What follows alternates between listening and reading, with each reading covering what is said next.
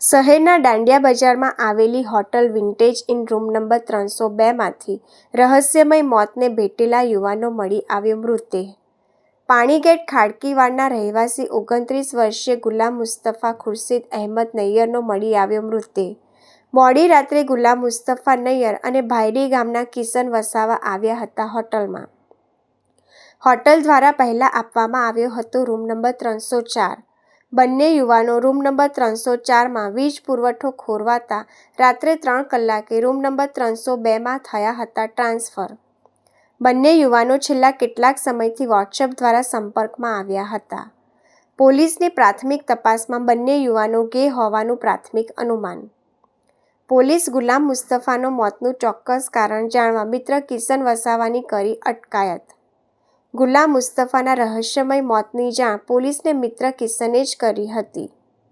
પોલીસે લાશનો કબજો લઈ પોસ્ટમોર્ટમ માટે સયાજી હોસ્પિટલમાં મોકલી આપી। હોટલમાંથી મૃતદેહ મળી આવતા વિસ્તારમાં ચકચાર।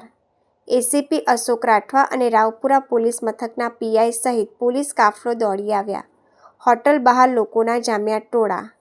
રાવપુરા પોલીસે હાલ અકસ્માતે ગુનો દાખલ કરી હાથ કરી કાર્યવાહી।